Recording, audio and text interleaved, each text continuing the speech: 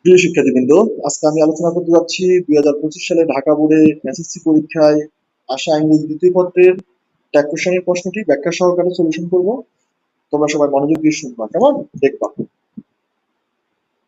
এই কথা না বাড়িয়ে আমরা আলোচনায় চলে যাই। আমাদের এই নাম্বারে যে প্রশ্নটি রয়েছে,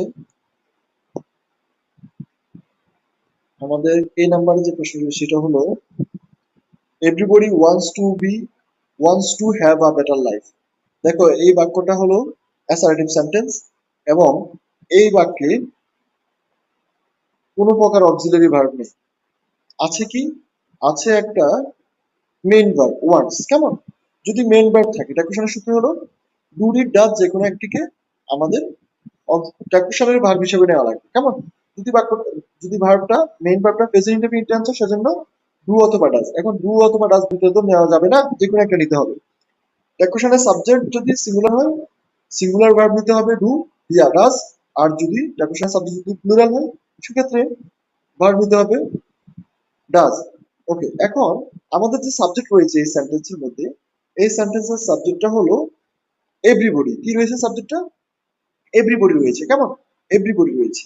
এখন এভরিবডি, এভরিওয়ান, সামবডি, সামওয়ানের জন্য ট্যাগ ক্ষেত্রে ট্যাগ সাবজেক্ট বসে দে। কি বসে? এর পরিবর্তে বসে কি বসে? দে বসে। কেমন? এখন দে হলো প্লুরাল ভার্ব, সুতরাং সাবজেক্ট ভার্ব এগ্রিমেন্টের রুলস অনুযায়ী সাবজেক্ট যদি প্লুরাল হয়, ভার্বও কি হবে? প্লুরাল হবে। কেমন? তাহলে আমাদের ডু এবং ডাজের মধ্যে প্লুরাল হলো ডু। আরেকটা জিনিস খেয়াল করো, এই বাক্যের মধ্যে কোনো প্রকার নামবোধক শব্দ নেই। কি নেই? এই বাক্যের মধ্যে কোনো প্রকার নামবোধক শব্দ নেই। কেমন? এই বাক্যের মধ্যে কোনো নামবোধক শব্দ নেই। সুতরাং আমাদেরকে নট আনতে হবে। কোশ্চেনের মধ্যে কি আনতে হবে? নট আনতে হবে। তাহলে আমাদের আনসার হবে,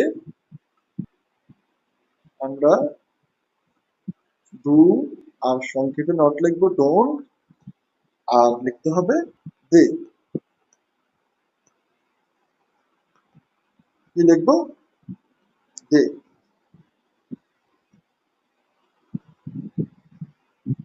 কেন?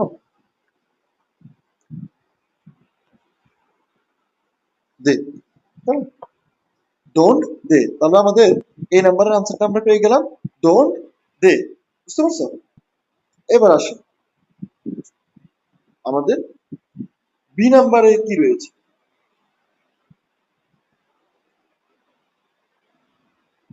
বি নাম্বারে কি রয়েছে তা একটু আমরা দেখি। A better life seldom comes without hard work. দেখো, এই বাক্যের মধ্যে কোনো প্রকার অক্সিলারি ভার্ব নেই। এই বাক্যের মধ্যে কোনো প্রকার কি নেই? অক্সিলারি ভার্ব নেই। এই বাক্যের মধ্যে কোনো প্রকার অক্সিলারি ভার্ব নেই। রয়েছে কি? একটা মেইন ভার্ব রয়েছে কামস। কি রয়েছে? কামস রয়েছে। কামস এখানে বি ওয়ান রয়েছে, তার মানে present indefinite tense. Present indefinite tense হলে ডু অথবা ডাজ। এখন আমাদের যে সাবজেক্ট রয়েছে, এই বাক্যগুলো সাবজেক্ট দেখো, লাইফ। লাইফের প্রোনাউন আমরা কি বসাই? ইট। এখন ইট হলো সিঙ্গুলার, এটার সাথে কি বসবে? ডু বসবে না ডাজ বসবে? এটার সাথে অবশ্যই ডাজ বসবে। আর একটু খেয়াল করো, আমাদের এই বাক্যের মধ্যে একটি নাবোধক শব্দ রয়েছে। কি রয়েছে? একটা নাবোধক শব্দ রয়েছে, সেটা হলো সেলডম। শুধু নো নট নাবোধক না, কিন্তু নো নট ছাড়া অনেকগুলো শব্দ রয়েছে যেগুলো নাবোধক। তার মধ্যে অন্যতম রয়েছে সেলডম। কেমন?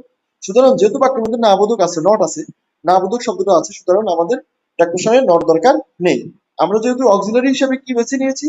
অক্সিলারি হিসেবে আমরা আমরা কামস এর জন্য কি বেছে নিয়েছি? আমরা এই যে কামস এর জন্য আমরা ডাজ বেছে নিয়েছি। কেমন? ডাজ বেছে নিয়েছি। আর আমাদের যেহেতু লাইফ, লাইফের প্রোনাউন বসে ইট, সুতরাং আমাদের আনসার হবে ডাজ ইট। কি হবে? Does it. নট নেব না কেন? আমাদের কাছে সেলডম ছিল। কি ছিল? সেলডম ছিল। তাহলে আমাদের আনসারটা হবে,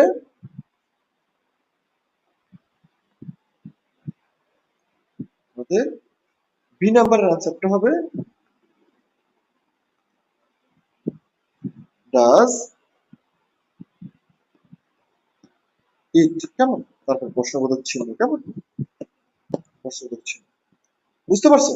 এবার আমরা বি নাম্বারের আনসারটা পেয়ে গেছি। এবার দেখি আমাদের তিন সি নাম্বারে কি রয়েছে। একটু সি নাম্বার দিয়ে খেয়াল করি। সি নাম্বার একটু খেয়াল করি। We have to work for this. দেখো,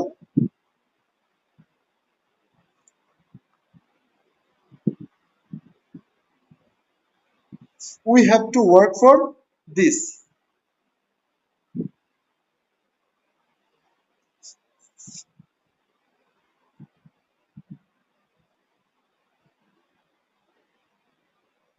we have to work for this এই বাক্যের মধ্যে কি নেই? কোনো প্রকার অক্সিলারি ভার্ব নেই, রয়েছে হ্যাভ। হ্যাভ তোমরা হয়তো অক্সিলারি ভেবে নিতে পারো, কিন্তু হ্যাভ কখন অক্সিলারি? যখন হ্যাভ এর পরে আরেকটা মেইন ভার্ব থাকবে তখন হ্যাভ অক্সিলারি, তখন হ্যাভ এর অর্থ হবে হয়। আর যেহেতু হ্যাভ এর পরে কোনো মেইন ভার্ব নেই, যেটা আছে টু সহ ওয়ার্ক আছে, এটা ইনফিনিটিভ, এটা কিন্তু মেইন ভার্ব না। ঠিক আছে? তো সেখানে এখানে হলো হ্যাভ হলো মেইন ভার্ব। এখন দেখো, হ্যাভ, হ্যাজ, তারপর হ্যাড, তারপরে বিন।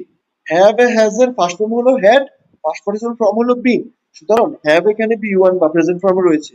সুতরাং মেইন ভার্ব যখন প্রেজেন্ট ফর্মে থাকে, তখন তার জন্য আমরা ট্যাকুশন অক্সিলারি নেব, ডু অথবা ডাজ। এখন খেয়াল করো, একটু তোমরা খেয়াল করো, আমাদের যে সাবজেক্ট রয়েছে, আমাদের যে সাবজেক্টটি রয়েছে সেটা হলো সি নাম্বারের সাবজেক্ট হলো কি? উই। সি নাম্বার সাবজেক্ট রয়েছে কি? উই। উই প্লুরাল, উই এর সাথে কি ডাজ বসবে? বলো, উই এর সাথে বসবে ডু। এখন আমাদের এই বাক্যে কি কোনো নেগেটিভ শব্দ, এই নাবোধক শব্দ আছে কিনা একটু খেয়াল করো। আমাদের যে এই বাক্যটা, এই বাক্যের মধ্যে কোনো নাবোধক শব্দ আছে? না, কোনো নাবোধক শব্দ নেই, সুতরাং আমরা নট আনবো। তাহলে আমাদের আনসার হবে, এই বাক্যের আনসারটা হবে, আমাদের এই বাক্যের আনসার হবে কি? Don't we, don't we.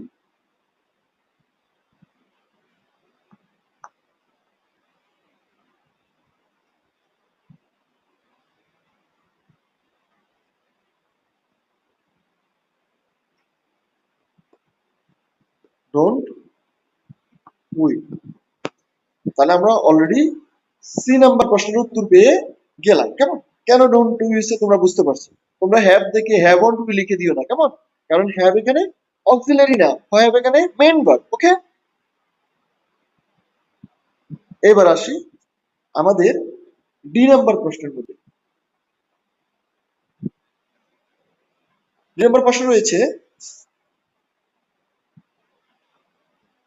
দেখো, but most of us can hardly do the job. দেখো, এই বাক্যের মধ্যে একটা মডেল অক্সিলারি ভার্ব রয়েছে, ক্যান। তাহলে আমরা অক্সিলারি পেয়ে গেলাম, তাহলে আমরা ক্যান লিখে ফেলি আমাদের আনসার শিটে। আনসার আমরা ক্যান লিখতে পারি,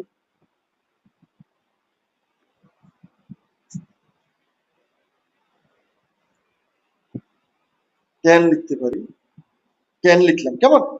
আর দেখো, এই বাক্যের সাবজেক্ট কি? এই বাক্যের সাবজেক্ট হলো আস। তোমরা হয়তো বলতে পারো যে ভাই, এখানে সাবজেক্ট আস কিভাবে হয়? আস তো অবজেক্ট ফ্রম, কিভাবে আস হয়েছে?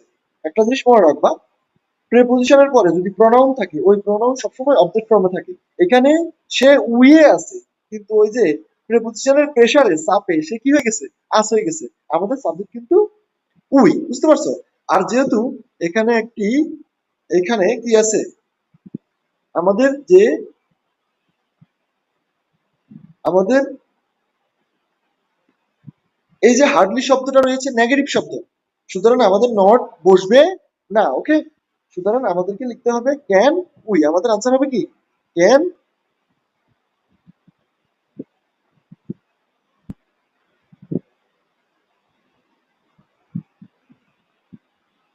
আমাদের আনসার হবে কি? Can we. বুঝতে পারছো? আমরা এ পর্যায়ে আমাদের ডি নাম্বার প্রশ্নের উত্তরও লিখে ফেললাম, কেমন? এবার আসি আমাদের সর্বশেষ যে প্রশ্ন রয়েছে সেটা একটু খেয়াল করি, কেমন? সর্বশেষ প্রশ্ন রয়েছে ই। দেখো, actually life isn't a bed of rose. কেমন? এই বাক্যের মধ্যে একটু খেয়াল করো, এই বাক্যের মধ্যে আমাদের অক্সিলারি ইজ রয়েছে এবং নটও রয়েছে, সুতরাং আমরা ট্যাকুশনে নট বসবে না। ইজ যেহেতু আছে, আমরা ইজ বসাবো ট্যাকুশনে ভার্ব হিসেবে। এরপর দেখো, আমাদের সাবজেক্ট হচ্ছে সেটা হচ্ছে লাইফ। লাইফের জন্য প্রণাম আমরা ইট বসাবো। তাহলে আমাদের আনসার হবে কি? Is it, is it. আমাদের আনসার হবে কি? Is it.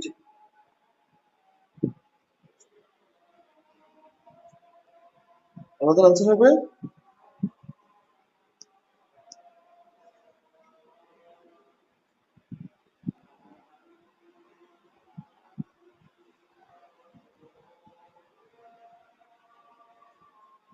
Is it.